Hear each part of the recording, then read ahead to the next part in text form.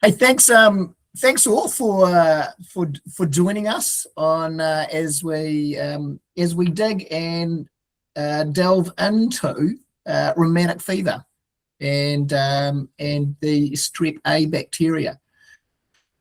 So just to give you all a heads up, we're recording this, and then Katie will be seeking to make the webinar available to everybody that's not attending. I noticed that there's a few AI note takers involved here as well, so that is all good. And we will be looking to get the PowerPoints to be made available on Heartbeat. So the recording and the PowerPoints and that will be up on Heartbeat in due course.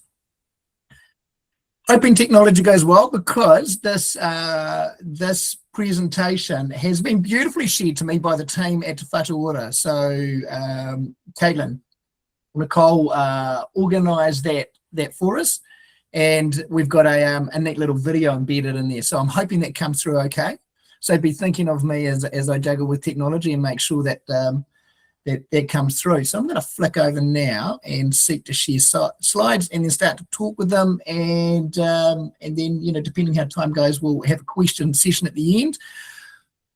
I'm not a health expert, not a doctor, not a health expert. I am trying to give and share with you all a practitioner's view on rheumatic fever and the impact that it has for us in our healthy housing mahi, and why it's really important.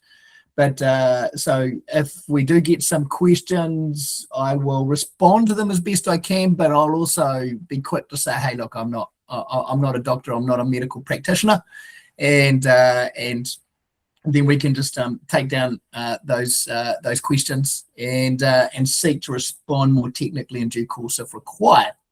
So if you can go easy on me as I share my home performance practitioner's knowledge on rheumatic fever and Group A Streptococcus. So we'll bring up the slides.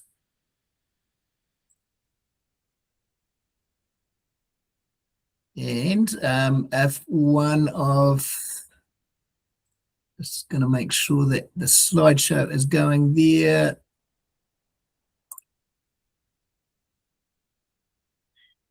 Angela, can you give me a thumbs up if that's coming up on your screen okay? Excellent, thank you.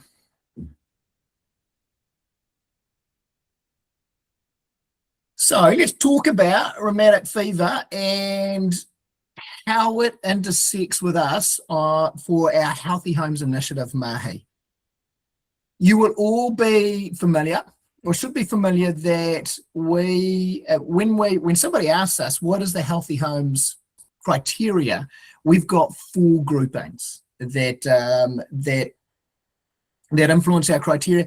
The first grouping is our 0 to 5 year olds that have been hospitalized with indicated conditions, and those indicated conditions are primarily respiratory related, not all, but primarily.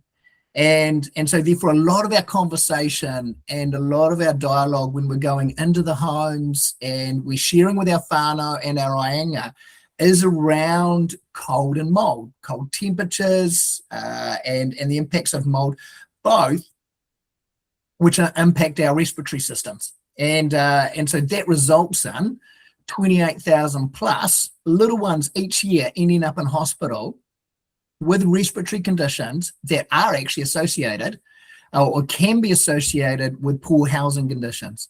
So our Healthy Homes Initiative, when we're looking at cold and damp conditions and mold, we're really trying to reduce the number of hospital admissions associated with that Group A or that first criteria. Our second criteria is geared towards prevention, and what we look at is at-risk 0 to 5 year olds, where they're living in conditions where because of four elements, and I won't touch on those 4 elements, but because of those 4 elements and the association of the family, then we believe, and the health system believes, that they're going to be more likely to be at risk of suffering from poor housing conditions. And so therefore we've got that second group, which is an at-risk and a prevention group.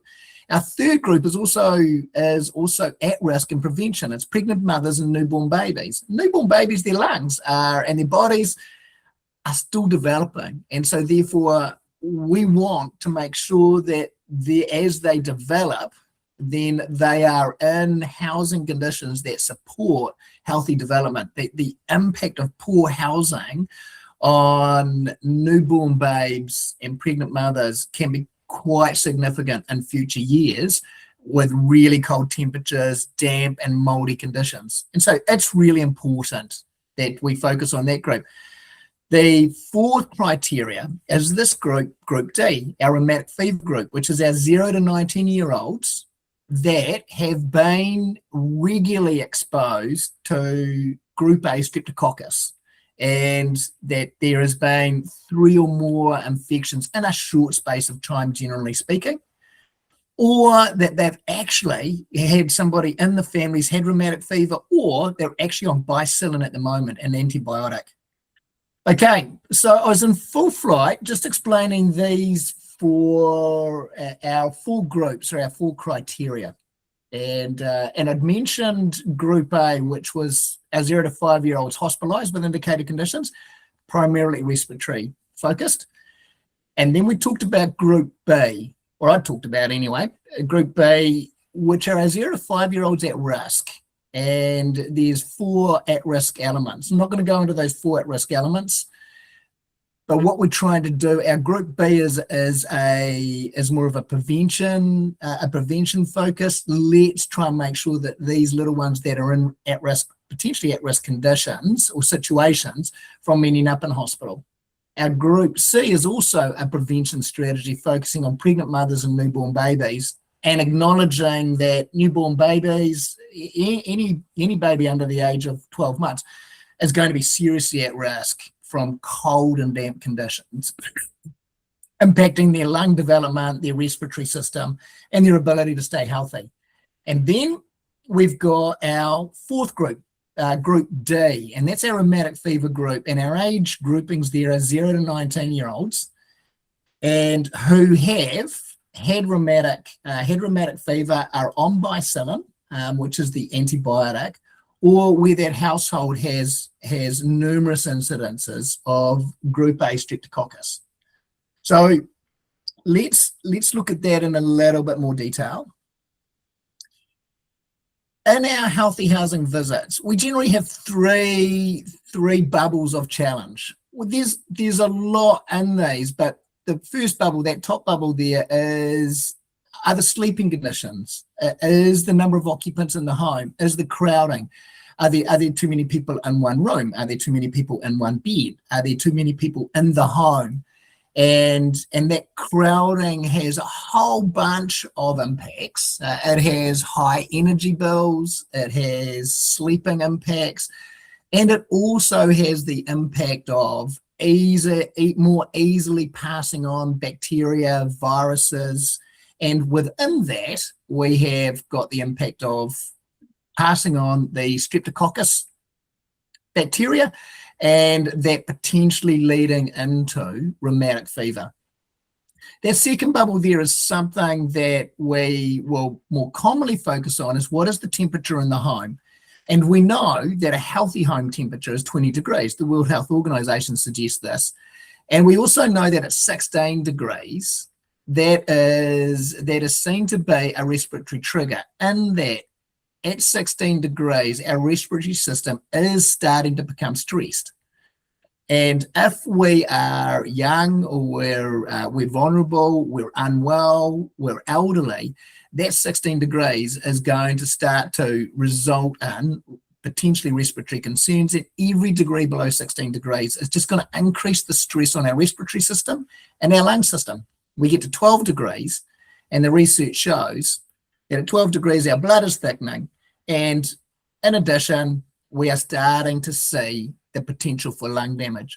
So we know about cold temperatures, and we also know mold. Mold also impacts our respiratory system, and it can cause respiratory disease, lung disease, mental health issues. It can also lead over a longer period of time. It can start to cause autoimmune negative autoimmune responses. And so mold has a bunch of issues associated with it. It is less defined than cold, but we know that mold also has a bunch of negative ramifications. What we really want to focus on is this overcrowding, the number of people in the home or the number of people sleeping in an environment. And what does that mean with regards to streptococcus and rheumatic fever? For those that are relatively new to the Healthy Homes Initiative, the Healthy Homes Initiative actually started out as part of a government-funded rheumatic fever prevention program from 2012 to 2017. And the focus of the Healthy Homes Initiative was purely on what we now call Group D, or that Group 4, is we wanted to address overcrowding into homes and poor housing conditions. And so we've highlighted there the rheumatic fever program that was introduced, it was trialed in 2011 and then formally introduced in 2012, rolled out through the rest of the North Island, at least, or most parts of the North Island in 2015. The Healthy Homes Initiative is still a priority action for the rheumatic fever roadmap. It is still an important part of helping prevent and reduce rheumatic fever. And I'll discuss that in a little bit more detail as we move on. So what is rheumatic fever? So a few words there and a bit of a diagram. So rheumatic fever is a serious, but it can be prevented. So serious but potentially preventable illness. And it usually actually starts 1 to 5 weeks after the person's had a strep throat infection. Rheumatic fever is not an infection in itself, it's a response. So without treatment, that strep throat can cause an abnormal immune response in the body. So it is an immune response trigger. It's usually in children and young adults. And that's why it's called acute rheumatic fever. The symptoms are that when we have or our children have had a strep throat infection, then the actual strep throat bacteria has got proteins on the outside of it that mimic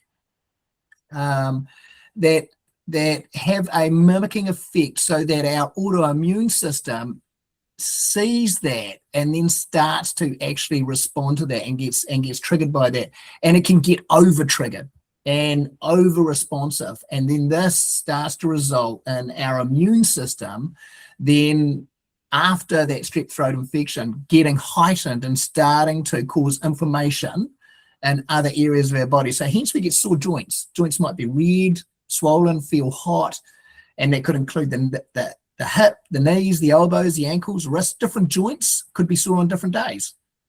And sore joints might cause a limp or difficulty walking due to the pain. So those are some of the things just to be aware of. It could cause shortness of breath, especially when people are active, or unusual jerky movements of hands, feet, tongue, face. So that could look like fidgeting or being unable to sit still. And so for little ones, it could affect their handwriting. So when we're in homes, just be aware of that. Rheumatic fever could permanently and severely damage a person's heart valves, that's what's called rheumatic heart disease. So if we look at that diagram there, we can see the multiple strep A exposures. So that bacteria is causing infections, and we see that as sore throats. And we've got advertising campaigns. Sore throats could lead to sore hearts, and so that the strep A bacteria causing a throat infection and possibly a skin infection. The throat infection has a proven direct association. The skin infections, and it's noted on the bottom there, it's not proven that a strep A skin infection causes rheumatic fever, but there is an association, and there's more research currently being done. So we've got the strep throat and causing sore throats, and then we've got this 1 to 5 weeks later, this autoimmune response going, because the body seeks to fight it. And and because that strep, that streptococcus bacteria has some mimicking proteins there, then the autoimmune system overreacts, and it causes inflammation. And if that inflammation gets into, and it's with rheumatic fever, it can end up causing inflammation in the heart valves, and that can be permanent. And so therefore our children that get rheumatic fever could then get acute rheumatic heart disease, and that can impact them for a lifetime. And if they do get rheumatic heart disease, that is going to limit their heart function. Sometimes children may have a strep throat infection, they might get rheumatic fever, and they may not even know that it is causing inflammation in their heart. There have been stories that I've heard where young mums have gone into hospital with their first child, to have their first child, and only then have they found that their heart has been damaged by rheumatic heart disease, and that is many years later.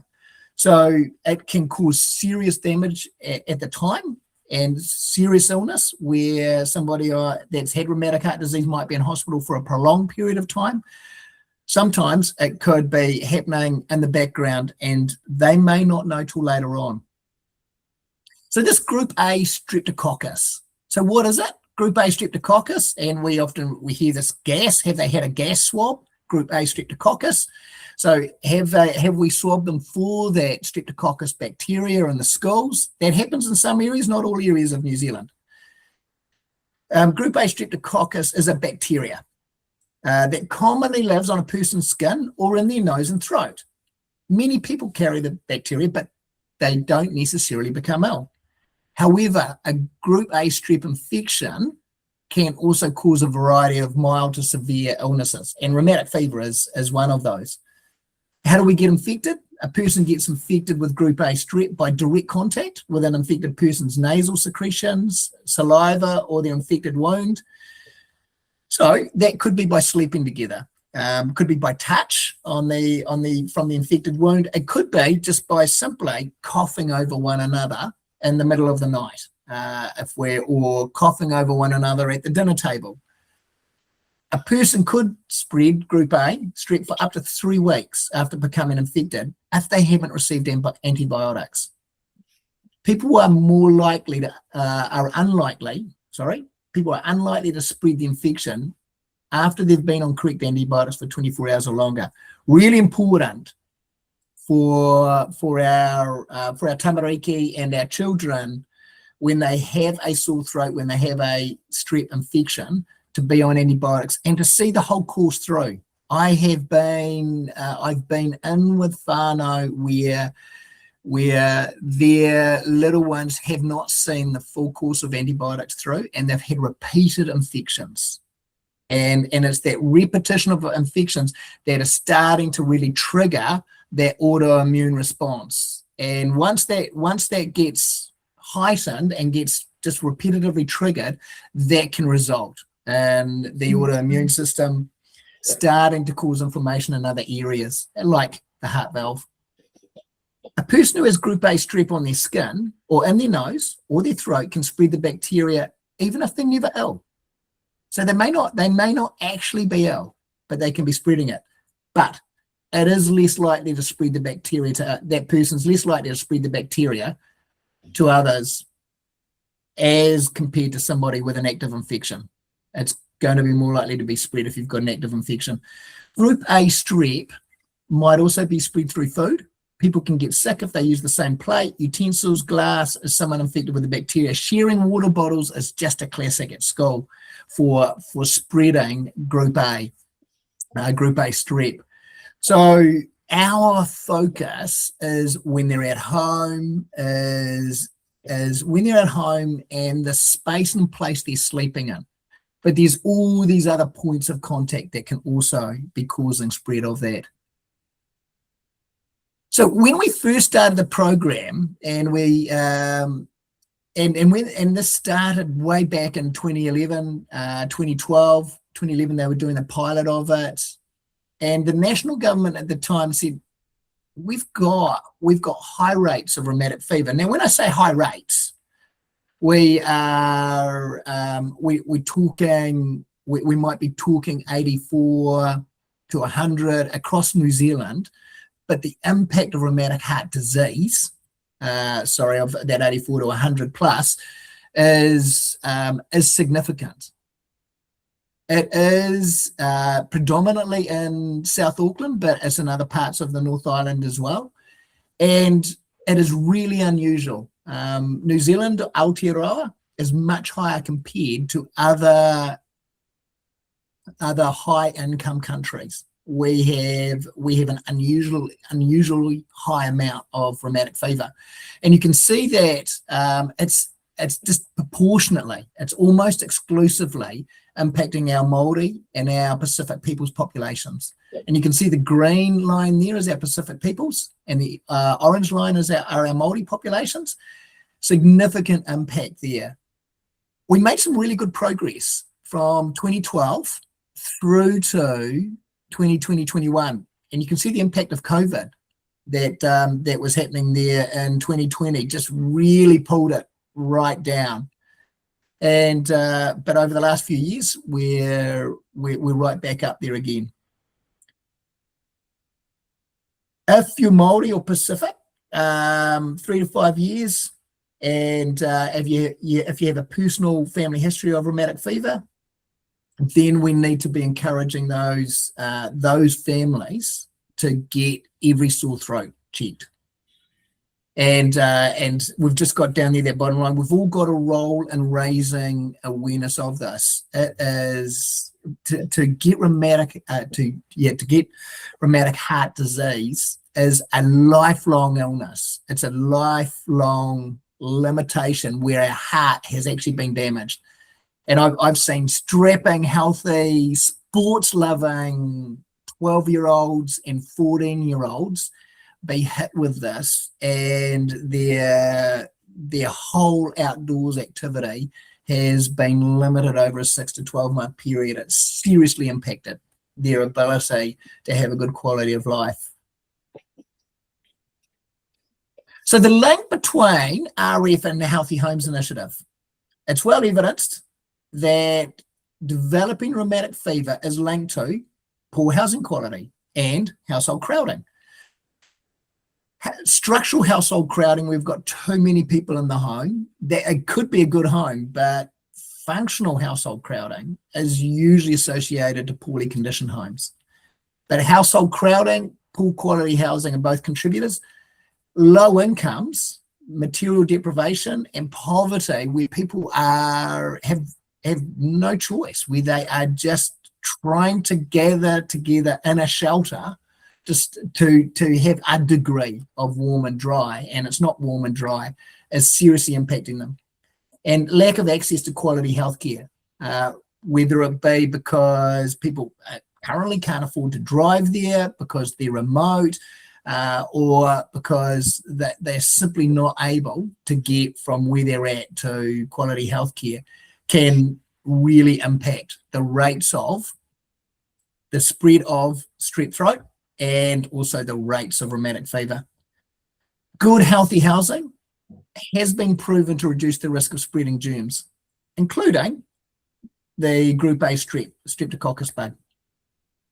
So that's where we come in. And where we come in is looking at those three bubbles of cold, mold, but also the crowding. And that's the big part that I wanted to be emphasizing in this, is we can get a warm and dry home, but if we've still got mattresses on the floor in one location, if we've still got lots of little ones sleeping together in the one location and spreading germs, then to be having a high level of RF risk.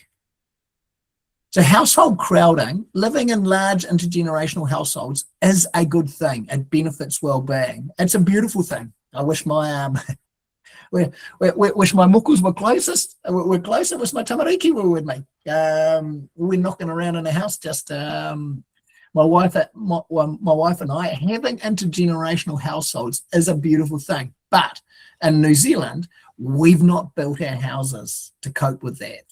We have poorly designed houses that are often limited to 3 bedrooms. We've got wet areas right next to the bedrooms, so that's going to result in dampness and mold.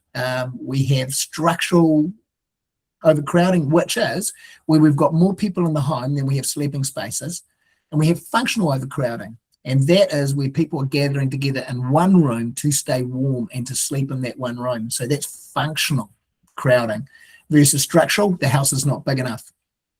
The germs and the viruses which cause illnesses, including strep throat, are more easily transferred from one person to another in situations where there's a lot of crowding.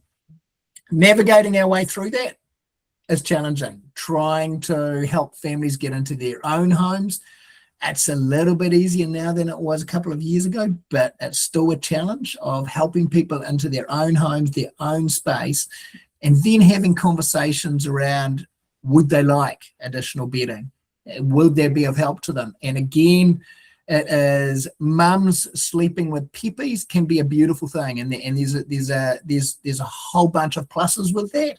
But where we've got lots of children sleeping together in the one location where they are just they're nighttime coughing over one another, and we've got the strep bacteria bouncing backwards and forwards, that's a concern that could more easily result in rheumatic fever.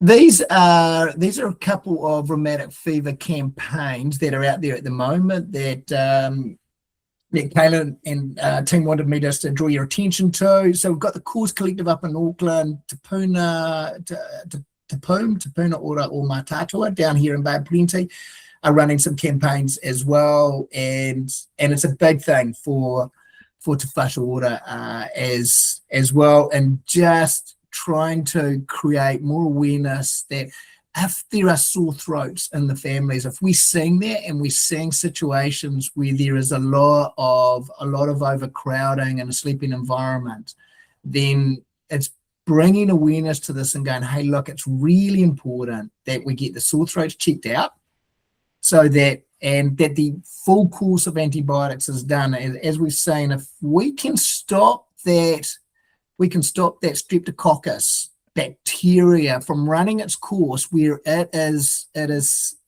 creating a mimicking effect that's causing our immune system to over respond, we can stop it leading to rheumatic fever, and then that becoming rheumatic heart disease if there is that inflammation happening in the heart valves.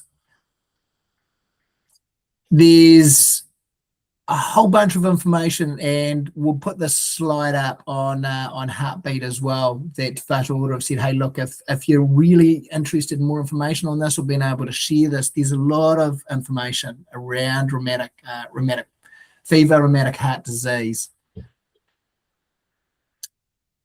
The last slide that I've got here that I just wanted to, for us, for focusing on, is safe sleeping space. And I know that as providers, as service providers to the Healthy Homes Initiative, we now have a challenge where Variety Club is no longer able to support us with providing beds and cots. And yet that's so important. You know, I've said to them on many cases, hey, look, I could do a whole lot of things to make a home warm and dry, but if there's not good sleeping beds and cots for children to have their own safe space, if there's not that space, then we've still got risk of bugs and viruses going backwards and forwards, whether it be RF, whether it be COVID, or whether it be, in this case, Strep A, and leading to rheumatic heart disease. So being able to provide that, and again, I know I'm talking to something that's a bit of a challenge for us at the moment, but it is important.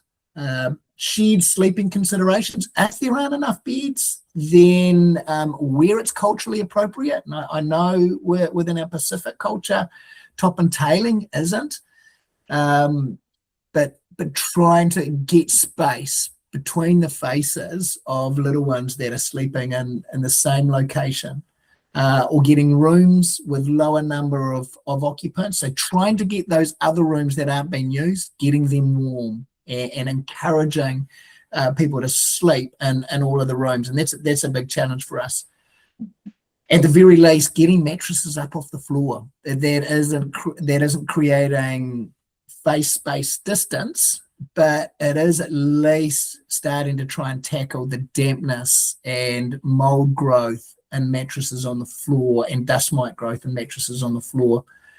Not being below windows on outer walls. And again, that can be a challenge because there may not be a whole lot of sleeping space in some of our small bedrooms, but below the windows is a cold zone, and it's a couple of degrees colder than being on an inside wall, and that can be significant, especially if you've got cold drafts running below through poorly curtained windows down onto the bedding, down onto the beds.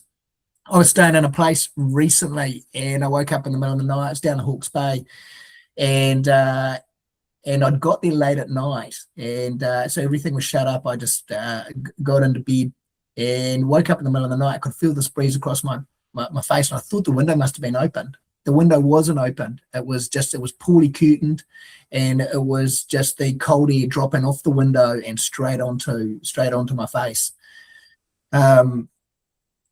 Yeah, and as I mentioned, not having beds against outer walls are things that we can look at. Let's hope that volume's up loud enough. Okay, here we go. This is our story of my beautiful daughter, Natalie Hene Pupohurani Wahapango Kingi, Hurewa.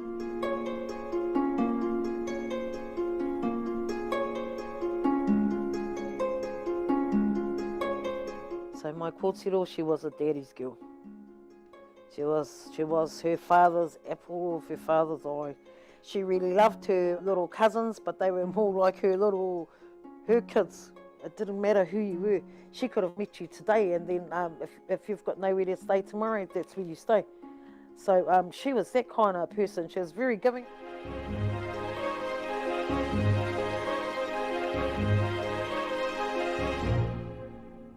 In 2004, my daughter was 9. My doctor told me that he suspected she had rheumatic fever. She complained of sore joints. And we were called to the school. My mate's mum went out there and they took her to the local doctor. Can you tell her mother that I'll ring back with the results? First week went past and then she was still complaining, couldn't walk, sore knees. We rushed her into the doctor's and he looked at her and said something, and he was already on the phone going, why didn't you bring her before? I said, I did take her to the doctors. They said they'll ring back with the results, and he was mad. And he was on the phone to the hospital saying, hey, I think this girl's got rheumatic fever. We're going to bring her in.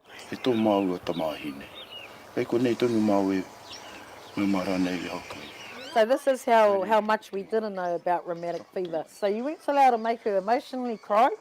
You weren't allowed to emotionally upset her. The warmth there was the warmth from his body would start the palpitations in her heart. They had already done a scan and seen that it had actually attacked her heart.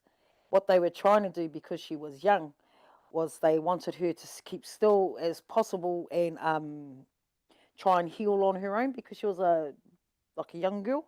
We went from only thinking we were going to be in the hospital for a month to 15 months. The first 12 were in Whakatane, and then the next 5 were in Auckland, where she had her first surgery. So the rheumatic fever actually hit her mitral valve, so she had to do a transplant. One of the things the doctor said is the sitting in wet clothes under the shade and waiting. I said it hits different kids different ways. As soon as they finish their whatever, change them, put them back in their warm clothes and stuff like that. But that's all I knew about rheumatic fever. I didn't know about the swabs, didn't know about strep throat.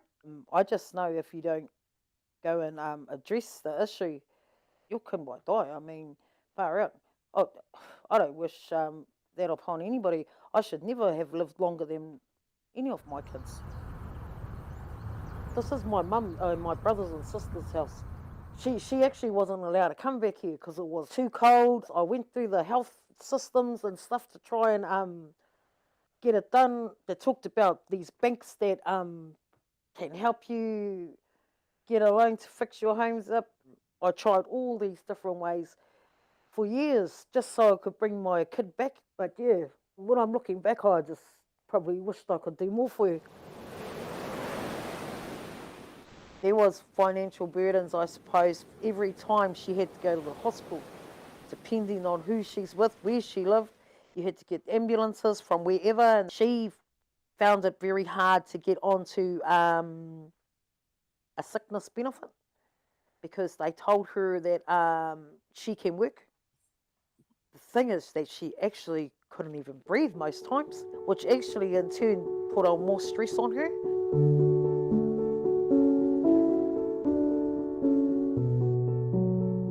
My kid was tough as. The last operation that she had, the triple bypass, was the time when I think it was RSV and just come out of COVID. So no one was allowed in the hospitals. So really, my kid in her last operation did it on her own. My kid was tough as.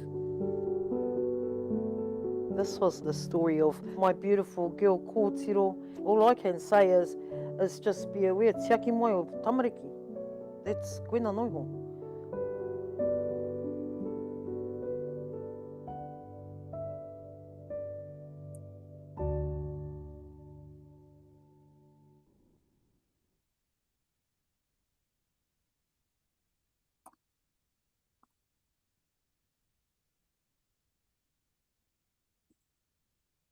So big thanks to that beautiful whānau for sharing that that story with us, and I'm sure that many of you will have potentially seen similar stories, because this is the area that we operate in. I've certainly encountered more than a handful of my beautiful whānau that have been on a similar journey. It's devastating, and you can see that from her journey. This was an impact over over a period of time that started out when before she was 9. So 9 was when she was diagnosed, but the lead up to that will have been repetitive strep throat infections, and we don't know how many, we don't know when that leads to it, but it's making sure that we're in an environment, and our mahi is about trying to prevent these repetitive thanks Kylie, these repetitive strep throat infections, and we can see what that amounts to. So that's enough of me talking at the minute. Are there any questions? Are there anything questions or thoughts that people had? Because I know this is a challenging space for us, is a sleeping space, and I may not be able to answer your questions, but Caitlin's on the call as well. So together the two of us might be able to answer any questions. Looking for hands.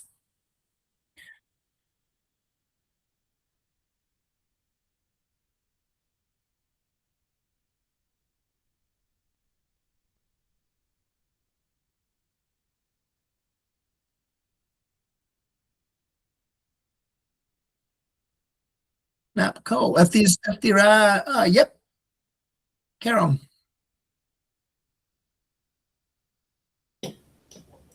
Kia ora, Nick. Thanks for that. That's obviously a big topic, and look, I'm pretty new to this space, so it's very new for me. But it's something that we've been under discussion for quite some time. There has been talk about that we need to be mindful, or our teams might need to be mindful of what we need to do in preparation of entering our whānau homes. Have you got anything that we can prepare ourselves if we know that somebody has got rheumatic fever, our approaches keep them safe and to keep, our team members safe? If they've so remembering that the rheumatic fever component is an autoimmune response. What we are, it's when you've got strep throat, and that is, that's contagious. And so when we're going into an environment where somebody has a virus or has has colds or flus, certainly within our space, we are asking them to notify us of that before we go to visit. And but if we are in that space, again, it is it's for each of you, depending on your relationship, is whether you have a conversation, whether you have a conversation at a distance, whether you're using a mask, always just carrying out those things that we learned during COVID, which is making sure you've still got sanitizer in your car, that you still do have masks in your car, and that if you are concerned, then you're making an appointment for another day. The rheumatic fever itself is as personal to them, but it is the strep throat and the bacteria there that is contagious. Do you have any suggestions? Because I know that, that there is sensitivity around approaching into people's personal spaces when the team members are ringing up to book an assessment. And sometimes that's really personal when you're going into there. If they say, look, there's illness in the homes, there might be mention of sore throats and things like that. Have you got any suggestions of approaches? If there's a feeling that there might be some exposure there, strep throat, sore in that space.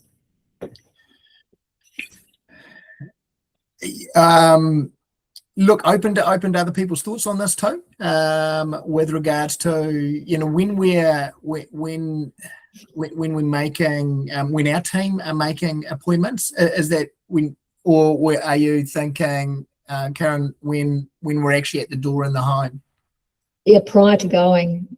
Our usual approach is that we will do it. It's like I suppose you can say it's a discovery call. We're going through, our risk radar and determining any avenues or what's going on in the home, so we can best service the clients before we get there. And then we're also determining ourselves, what is going on in the home. Is there anything we need to be mindful of, both for their consideration and our own as well. So it's sort of just approaching, I guess, when we get to those personal topics. Yeah, it's our team members are, there's a couple of things they're covering off, are their dogs, because that's a real health and safety issue. And then during that conversation is having a conversation around the health of people in the home. Are there any health concerns? Are there any health issues? And through that, when we're just talking, when we're making the appointment, and our particular team, and every team operates a bit differently. We have one person that's making all of the appointments, and so she's very used to having those conversations and going and booking our team to go in and going, look, can I ask you about, are there any dogs in the home? Will they be tied up? How is the health of the home? How are the whānau, the aianga, the family? Is there anybody that is unwell? Yeah. So it is, and but just depending on who's initially making that appointment. So we'll go through a range of, we'll have a conversation there, as well as seeking to understand their concerns as well, and in their concerns they may also be talking about health issues. Yeah, no, it'd be interesting to, if anybody else on the call has had any experience that if they have spoken to a whānau that has been in this situation, got strep throat, in a conversation, that how they've mitigated through that. I guess that's just getting some insight to what that conversation might look like. Thanks, Nick. Yeah, thanks, Karen. Alana, you had mentioned something there in chat. Do you just want to come online and just verbalise what you'd mentioned there? Just with regards to fast track. Oh, your microphone isn't working. So I'm just trying to Alana, team, just Alana's mentioned in chat, in the chat, just about fast tracking and MSD.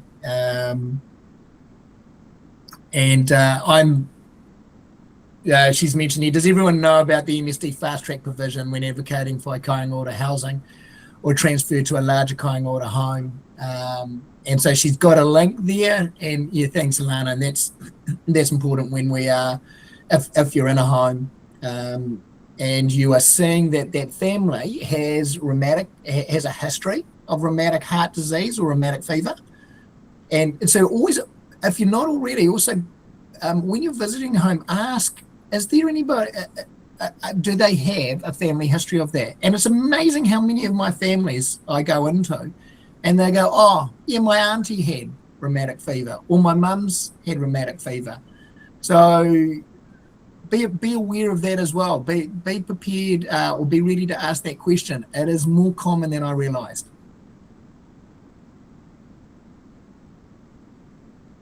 Any other questions before we sign off? We're 3 minutes too, so I'm not giving you back much time on a Friday.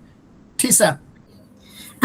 Kia ora. I was just going to talk about the fast track from like our perspective, just in case others aren't aware of it. Awesome. Just so, yeah, MSD have a pathway exclusively for HHI teams, where if we provide alongside any of your papers that you're already giving them when you're referring families to them, a hospital discharge for one of their qualifying conditions. So it's rheumatic fever. There's a couple of other conditions like pneumonia, bronchiolitis, for the referred to Mighty within the last 2 years at that same address, then they will consider fast tracking them, which essentially puts them above an A20 on the social housing wait list. So the moment a property comes available that meets their requirements, they will get housed into it.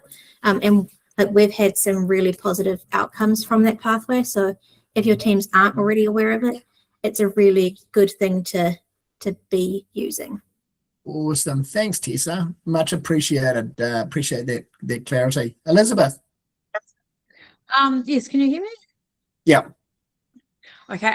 My question was in schools, because these children are seen by teachers and other kids. Is the education on rheumatic fever in the schools? Yeah, depending on the area and the approach that your local health, your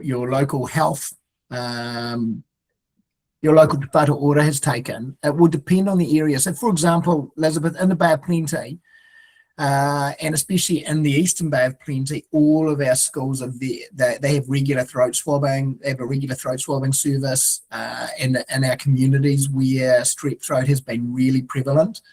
There is a lot of education going on in the schools. But having said that, in some of our larger urban areas, Rotorua and Tauranga, it is not so that the schools aren't so aware of it. So it will vary school by school, area by area, depending on how your local Te Whatu Ora has approached that. I don't think they seem to take it very seriously. Like it terrifies me. And when I'm talking to someone that's had strep throat, I try to put the fear of God into them to say, like, you've really got to take this seriously. You've got to do, take medication, all that sort of stuff. But I sort of feel like because there's not other education or anything out there, people are looking at me thinking I'm just, being over the top, and it's not such a big deal. It's just a sore throat, and what's your problem? So it'd be really quite good if there was more, education out there from other areas as well. It is, and it's harder for you being down south as well. Not just the fact that you're on the west coast, but also the fact that you're down south. It's a lot less prominent down there. It is way more prominent and visible in the Bay of Plenty, and Auckland counties, and up north, Northland as well, Hawke's Bay.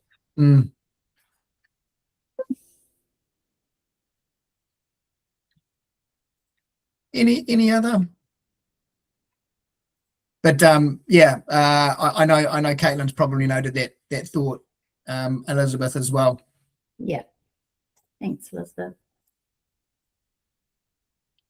Okay, team. Hey, thanks so much for all for all of yous gathering and allowing us to share for this and tolerating whilst I navigated my way through different IT issues. I'm glad we got there in the end. That video was very cool. So yeah, again, just a big gratitude to that whānau for sharing their story. That must have been really hard.